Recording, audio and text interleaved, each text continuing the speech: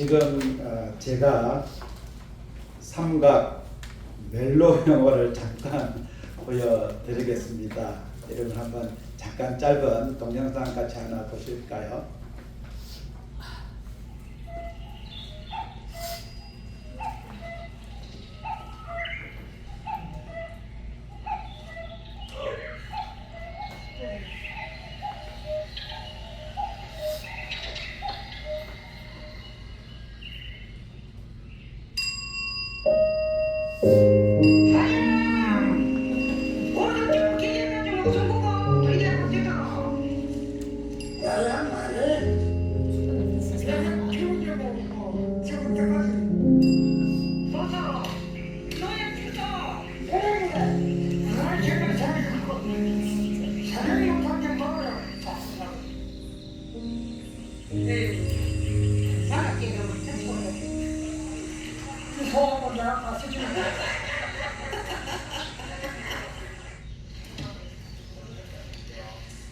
나이가 많네요.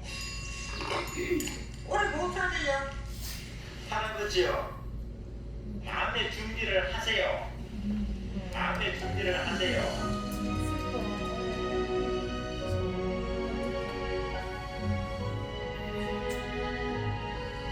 저보다 그래. 여기까지 세상 버려버리지. 내 방송 못 끼고.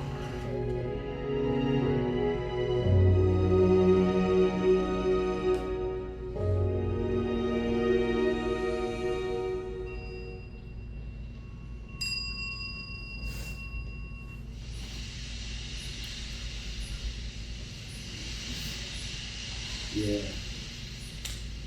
실망하셨습니까? 삼각 멜로 영화다. 원앙소리라는 다큐멘터리 영화의 한 부분입니다. 2009년에 우리나라에서 만들어졌는데요. 이 다큐멘터리 영화임에도 불구하고 약 300만 명이라는 관객을 돌파한 영화입니다. 1억 원의 제작비를 들여서 만들었는데 무려 190억 원의 매출을 기록한 영화입니다. 이 동영상은 한 할아버지를 두고 할머니와 소가 각축을 부리는 삼각 멜로 영화입니다.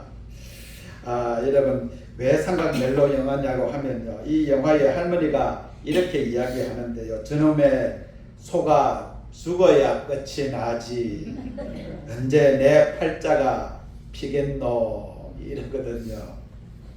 여러분 일반적으로 소의 평균 평균 수명이 15년 정도 된다 그럽니다. 그런데 여기에 나오는 소는 40년을 살았습니다. 무려 40년을 살았습니다. 그래서 그 오랜 기간 동안 이 할머니는 자기는 뒷전이고 맨날 소부터 먼저 챙기는 그 할아버지를 보면서 소를 질투하거든요.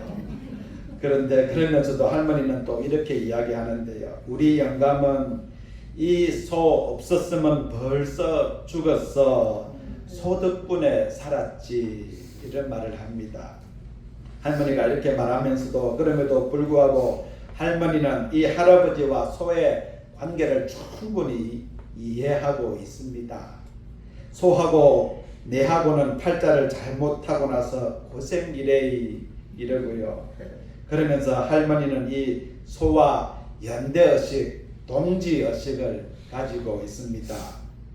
그러니까 이 원앙소리 이 영화는 이 질투와 또 이해와 연대로 함께 고달프게 살아왔던 삶을 그린 여물 냄새가 물씬 뿜기는 그런 멜로 영화입니다. 이 영화의 제목이 영어로 올드 파트너입니다. 올드 파트너. 그래서 제가 이 영화를 소개해 드리는 것은 이 영화에 나오는 할아버지와 할머니 그리고 이 소의 스로건의 파트너십을 보여주기 위해서 소개를 해 드린 겁니다. 이 원앙소리 영화에 나오는 것처럼 그리고 영어 제목처럼 주님의 백성으로 살아가는 우리의 삶의 파트너가 있다는 겁니다. 어떻게 생각하면 그냥 우리가 살아가는 삶의 여정에 늘 혼자였던 것 같고 또 혼자로 사는 것 같지만 그러나 사실은 그 여정에 한 번도 혼자였던 것이 없었고요. 또 절대로 지금 혼자인 적이 없다라는 겁니다. 보이건 보이지 않았던 간에 항상 함께하는 운명과 같은 공동체가 같이 있습니다.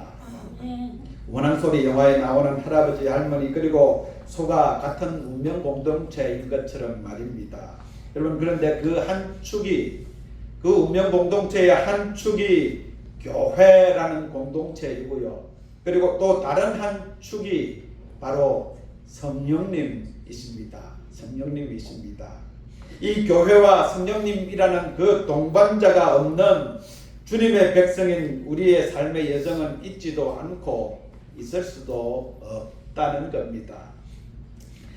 그런데 우리의 삶의 여정에서 때로는 이 파트너인 교회와 성령님과 내가 서로 보조가 맞지 않을 때가 있습니다. 소를 처음 길들일 때처럼 처음에는 서로가 앞서거니 또 뒤서거니 하면서 때로는 서로가 엇박자가 나기도 합니다. 그런데 그런 시간이 좀 지나면서 언제부터인가 내가 맞추었는지 아니면 이 교회와 성령님이 내게 맞추었는지 모르겠지만 모두의 보폭의 빠르기가 날이 갈수록 비슷해져 가는 겁니다.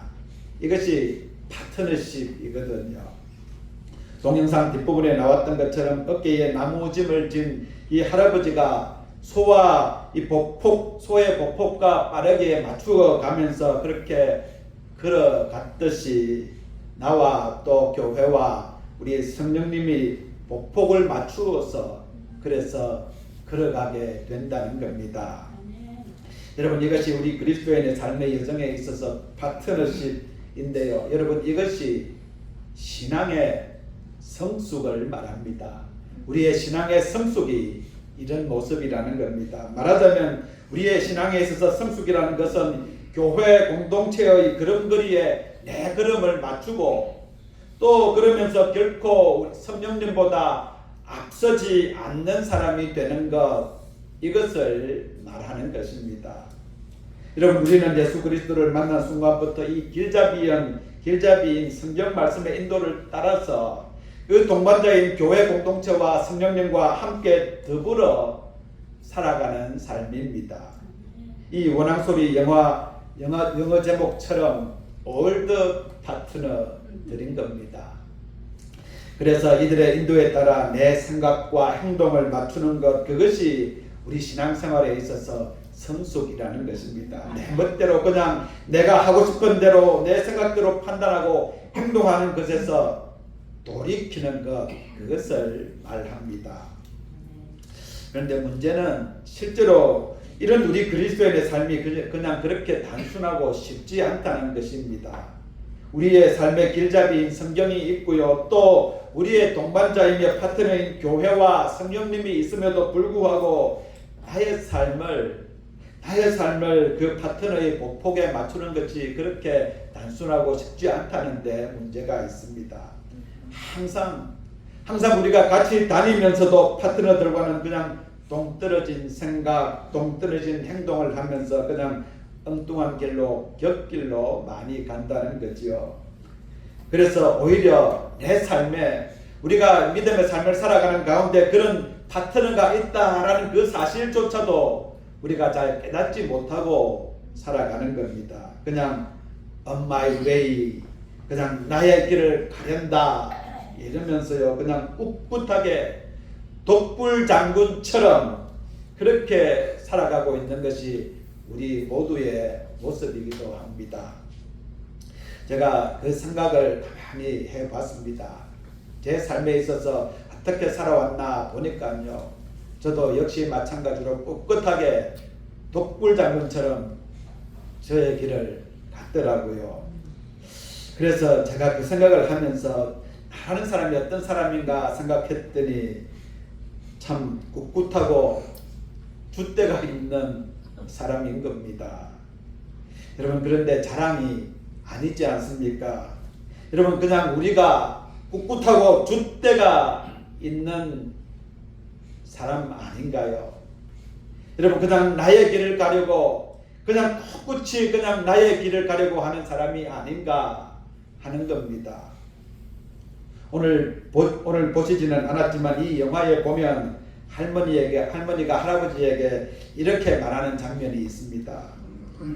죽어야 철 들지, 이런 말을 하거든요. 여러분, 이 말이 우리 모두에게 맞는 말이 아닌가 싶은 겁니다. 아멘입니까?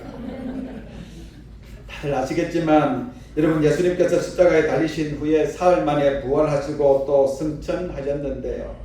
제자들을 떠나시면서 보내주시겠다 하신 분이 바로 성령님이십니다. 영으로 우리와 함께 하시고요. 또 우리 속에 계시는 분이 바로 삼위일체 하나님의 하나님 중에 한 분이신 바로 성령님이십니다. 오늘 본문이 나오는 이 요한계시록을 기록한 사도 요한은 주님께서 이 라오디게아 교회에게 하신 말씀이다 이렇게 하면서 이렇게 말씀하고 있지 않습니까? 귀 있는 자는 성령이 교회들에게 하시는 말씀을 들을지어다. 여러분, 이 짧은 한 구절의 말씀을 가만히 보면 이 말씀은 주님께서 하셨습니다.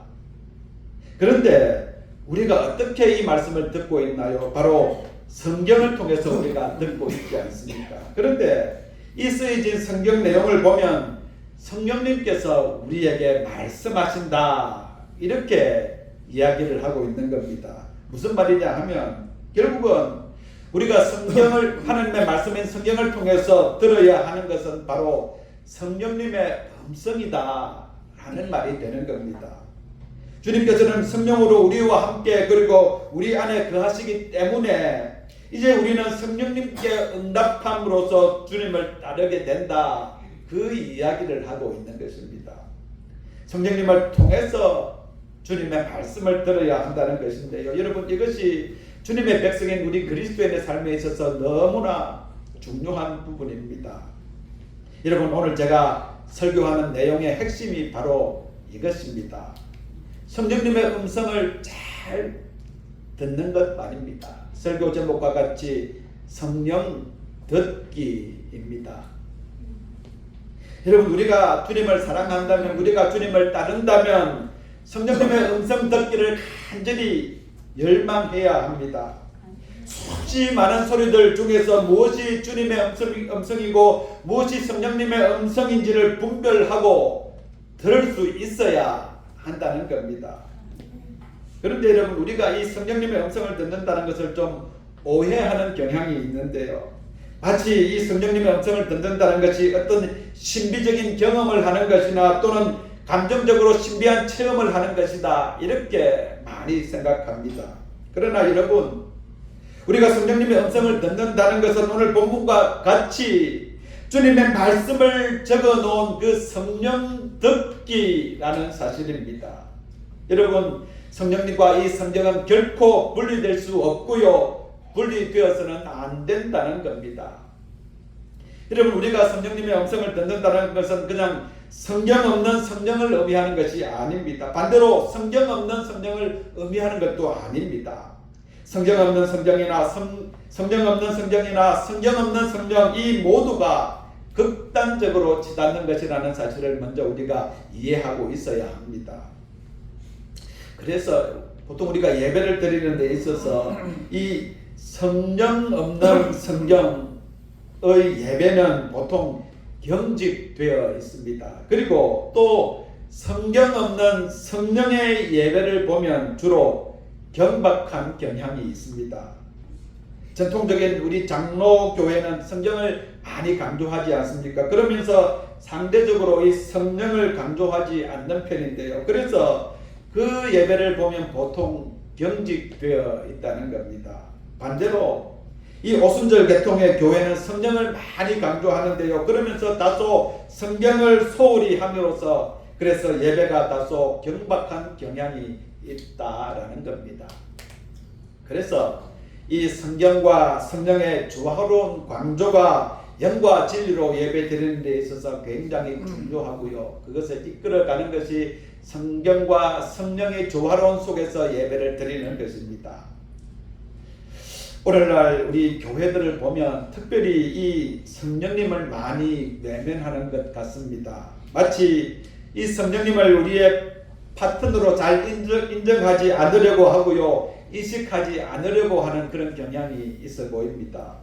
이 교회라는 공동체는 반드시 이 성령님을 파트너로 모셔야 되는데요. 그런데 이 성령님을 그냥 소멸하려고 하는 경향이 많다는 겁니다. 잘 의식하지 않고요, 성령님을 잘 강조하지 않습니다.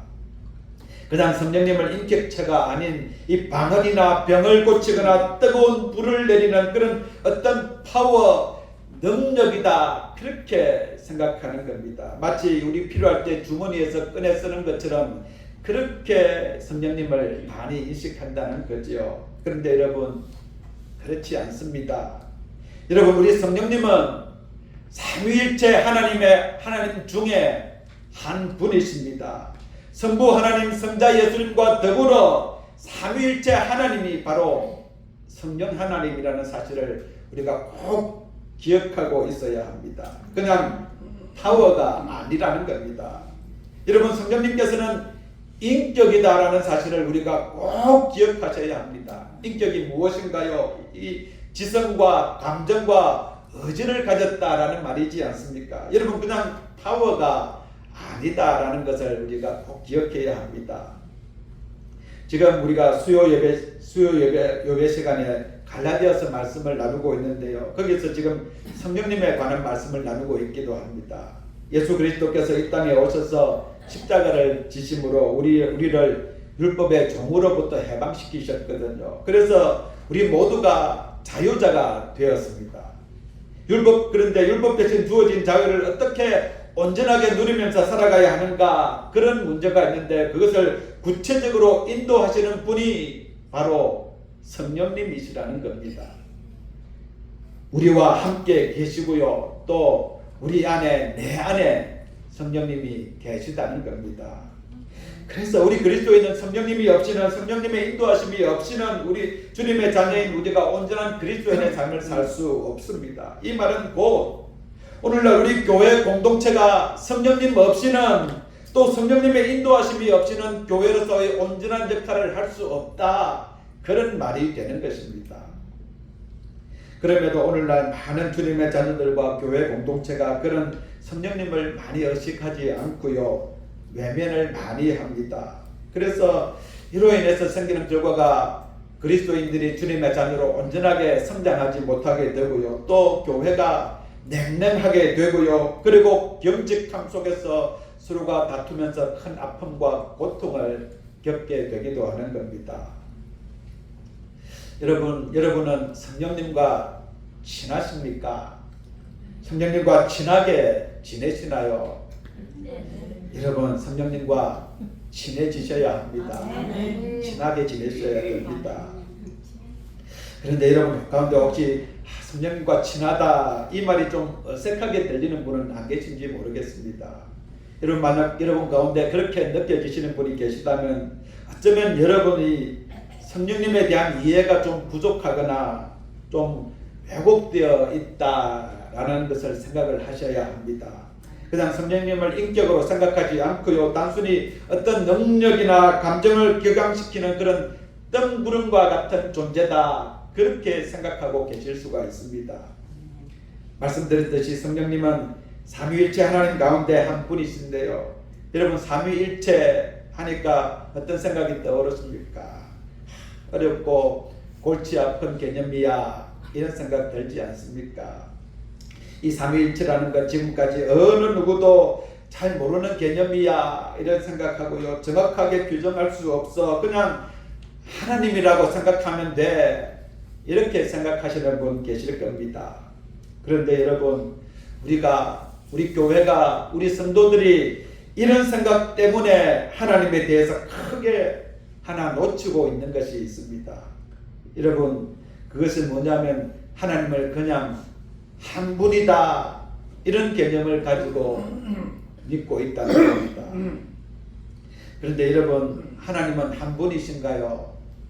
그렇지 않습니다. 한 분이 아니십니다. 우리 기독교 신앙은 성부, 성자, 성령 이 삼위일체 하나님을 믿는 것입니다. 여러분, 우리가 이 생각을 잘 하지 않고요, 그냥 하나님은 한 분이야 이런 생각을 하는데요, 그러면서 순서를 잘 매기기도 합니다. 하나님 다음에 예수님, 그리고 예수님 다음에 성령님, 이런 의식을 가지고 있는데요, 여러분, 이거 잘못된 것입니다. 혹시나 여러분 가운데 이런 생각을 가지고 계시다면 그 생각을 완전히 바꾸셔야 합니다. 여러분, 이런 의식을 완전히 틀어버리셔야 합니다. 굉장히 중요한 것입니다. 여러분, 이렇게 올바르지 않는 하나님에 대한 수직적인 개념을 통해서 여러분 많은 잘못된 결과를 가져왔는데요, 우리 기독교가 일방적인 기독교가 되어버렸고요, 권위적이 되어버렸고요, 여러분 수직적이 되어버리게 한 원인이 여기에 있습니다. 예를 들면 순종하면 축복하시고 불순종하면 저주하시는 하나님이다, 이런 생각 가지게 했고요, 하는 일이 잘 되면 하나님 잘 믿어서 그렇게 된 거야 이런 생각하고요, 그렇지 않으면 잘못되면 하나님께 내가 불순종해서 이렇게 결과가 생긴 거야 이러면서 흑백 논리를 들이대게 된 것입니다. 여러분, 이것을 수직적이며 이분법적이다 그렇게 말하는데요, 옳지 않은 생각입니다.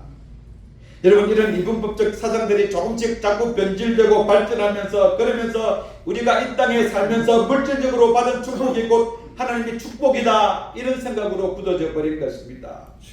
그러면서 그 잘못된 하나님의 이해가 인류의 역사에, 그리고 특별히 지금 우리 한국 교회에 뿌리가 박혔고요, 이로 인해서 수많은 부작용이 생겨났습니다. 그러면서 압제와 고통이 생겨난 그 원인을 제공했던 것입니다. 교회사적으로도 보면 여러분, 이런 잘못되고 왜곡된 하나님 이해로 말미암아 이 교회가, 하나님의 교회가 이 남미 국가와 동남아시아 그리고 아프리카 등의 수많은 식민지를 했고요, 그러면서 수탈했고요, 폭력을 저질렀고요, 억압하면서 고통을 낳게 되었던 겁니다. 그러면서 또 심각한 생태 환경이 파괴되는 그런 치명적인 위기 상황을 낳게 하기도 하는 그 단초를 제공하기도 했던 겁니다. 여러분, 우리가 믿는 하나님에 대한 신앙은 절대로 이분법적이고 또 이원론적이 아닙니다. 특별히 여러분, 우리 한국 사람이 이 흑백 논리에 의해서 엄격한 잣대를 많이 가지고 있지 않습니까? 그래서 아군이 아니면 그냥 적이다 이렇게 생각하거든요. 나를 좋아하지 않는 사람은 나를 미워하는 사람이야 이런 생각 가지고요, 나에게 동의하지 않으면 나를 반대하는 사람이다, 우리가 자주 이렇게 생각을 하는 겁니다. 여러분, 우리에게 이런 성향이 많이 있지 않습니까? 그런데 여러분, 우리가 믿는 하나님의 신앙은 이 흑백 논리가 아닙니다. 삼분법적입니다. 여러분, 우리가 삼위일체 하나님을 보통 설명할 때 삼각형을 그리면서 설명하기도 하고요, 또 원을 그리면서 설명하기도 합니다. 성부, 성자, 성령의 관계를 설명할 때 삼각형이나 원을 그려서 설명을 하는데요, 이 삼위일체 하나님을 설명하는 개념에 페리코레시스라는 용어가 있습니다. 페리코레시스.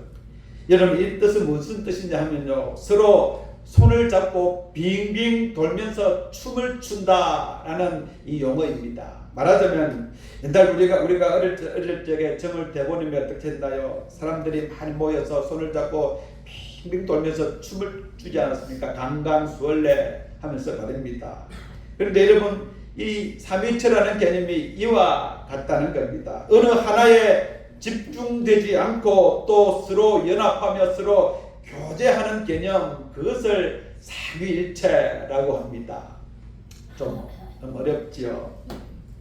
여러분, 우리 하나님은 이런 삼위일체 하나님이십니다. 어느 한쪽에 무게를 두고 있지 않으며 또 일방적이지 않고요, 고압적이지 않는 것입니다. 명령적이지 않고요, 여러분 일방적으로 희생을 강요하는 그런 기독교 신앙이 아니라는 겁니다. 이런 하나님에 대한 우리가 올바른 이해를 해야, 그래야 우리의 삶의 태도가 바뀌어지는 것입니다. 여러분, 이 하나님의 삼위일체의 사역은 우리가 살고 있는 이 땅에서도 삼위일체적인 삶을 살아가게 합니다. 그래서 우리가 이 삼위일체 개념을 올바르게 이해하고 있어야 되는 겁니다. 너와 내가 너와 내 이런 삶이 아닌 우리라고 하는 그런 삶이 되고요. 또 목회자와 이 평신도가 엄격하게 나뉘어지는 그런 교회가 아니라 모두가 그리스도 안에서 하나의 지체가 되는 것을 말합니다. 일방적으로 한쪽은 가르치고요, 그리고 한쪽은 배우는 것이 아니라 서로 나누는, 쉐어링하는 그런 삶을 말합니다. 여러분, 일방적으로 한쪽은 섬기고 또 다른 한쪽은 섬김을 받는 것이 아니라 서로 섬기며 교제하는 삶이 바로 삼위일체적 삶인 것입니다. 목회자나 교회의 일부분의 성도가 그냥 교회의 핵심적인 역할을 다 담당하는 것이 아니라 다양한 은사를 가진 성도들이 서로 연합해서 예수 그리스도의 몸을 이루어 나가는 교회, 그것이 삼위일체적 교회의 모습인 겁니다. 그러면서 여러분, 우리의 신앙에서 이 삼위일체 하나님을 강조하고 특별히 성령님에 대해서 여러분 깊이 이해하는 것이 굉장히 중요한 의미를 지닌다고 할 수 있습니다. 자주 말씀드립니다만 여러분, 지금 우리 이 시대에 우리 교회가 심각한 위기의 상황에 있지 않습니까? 교회가 이미 세상의 빛이 되지 못하고 있고요. 그러면서 세상과 깊이 교제하는 그런 상황에 있지도 못합니다. 그래서 세상이 교회를 배척하고 있고요. 여러분, 세상이 도리어 교회를 걱정하고 있는 그런 시기이지 않습니까? 그런데 여러분, 이런 이유의 근간을 신학적인 문제에서 찾는다면 삼위일체적 신앙을 올바르게 이해하지 못한 데서 찾을 수 있는 겁니다. 세상과 화합하지 못하는 교회, 세상의 문화에 대해서 이해하고 그 속에 들어가서 변화시키고 바로잡으려고 하는 그 대신에 그냥 배척하고요, 미워하고요, 멀리하고요, 억압하고요, 그러면서 악마적으로 몰아세워버리는 잘못된 이원론적 신앙이 그 한 몫을 담당했던 것입니다. 성령님의 인도하심을 받지 못해서 교회가 세상 속에 녹아 들어가지 않고, 그래서 그 속에 지극한 주님의 사랑으로 불태우려 하지 않았기 때문에 그런 것입니다. 여러분, 우리 주님의 사랑은 그런 것 아닙니다. 자신을 내어주신 적극적인 사랑이셨습니다. 여러분, 만약에 여러분 예수님의 생각이 오늘날 우리가 생각하고 있는 그런 생각과 같았다면 여러분, 예수님께서는 우리를 위하여 결코 생명을 내어주시지 않으셨을 겁니다. 여러분, 예수님께서는 우리를 위하여 고통을 당하지도 않으셨을 것입니다. 결코 우리를 위해서 십자가를 지는 일이 없었을 것입니다. 여러분, 우리 주님의 사랑은 역설적이지 않습니까? 우리를 가자 하면 어떻게 한다고요? 심리를 같이 가주는 그런 사랑입니다. 왼쪽 뺨을 때리면 오른쪽 뺨을 내어주는 사랑입니다. 여러분, 겉옷을 달라고 하면 속옷까지 내어주는 사랑이고요. 원수를 위해 목숨까지도 내어주는 사랑, 그것이 바로 예수님이 말씀하셨던 사랑이셨습니다. 예수님께서는 그 당시에 사람들에게 이렇게 살아야 한다, 그렇게 말씀하셨는데요. 그런데 주님께서 그렇게 살라고 하신 것은 오직 당시에 그때의 사람들에게만 이야기하신 것이 아니었습니다. 오늘날 우리에게도 그렇게 살아야 한다, 그렇게 말씀하신 것이거든요. 어떻게요? 바로 삼위일체 되신 성령 하나님을 통해서 오늘 우리에게 그 말씀을 하시는 겁니다. 여러분, 이것이 바로 성령님께서 하시는 일입니다. 그때의 일을 오늘 우리의 일이 되게 하시는 것이 바로 성령님의 하시는 사역인 겁니다. 여러분, 오늘날 교회의 위기는 곧 성령님의 위기입니다. 여러분, 만약에 오늘날 우리 교회에 큰 위기가 닥쳤다면 여러분, 그것은 우리 교회에 성령님이 살아계시지 않았기 때문에 그렇게 되는 것입니다. 반대로 성령님이 살아계시면 그러면 교회는 절대로 위기가 아닙니다. 마찬가지입니다. 여러분의 삶에, 믿음의 삶에 있어서 여러분 위기가 왔다면 여러분 그것은 곧 성령님의 위기입니다. 성령님이 여러분 안에 살아 계셔서 역사하시지 않으시기 때문에 여러분의 믿음의 삶에 위기가 온 것입니다. 그럼에도 여러분 삶에 여전히 성령님께서 살아 계시다면 결코 여러분 삶에서는 위기는 없는 것입니다. 그래서 우리가 성령님의 음성을 잘 분별하면서 살아가야 되는데요. 여러분, 그러면 어떻게 우리가 이 성령님의 음성을 잘 분별하면서 살아갈 수 있을까요? 한마디로 말하면 관계입니다. 관계입니다. 성령님과 소통하는 데 있어서 여러분 가장 중요한 것은 어떤 특정한 방법이 있는 것이 아니라 바로 관계입니다. 그냥 말하지 않아도요, 여러분 그 속을 알고 눈빛만 보아도 그 마음을 알고 발자국 소리만 들어도 그 심경을 헤아릴 수 있는 것은 방법이 아니라 바로 관계인 것입니다.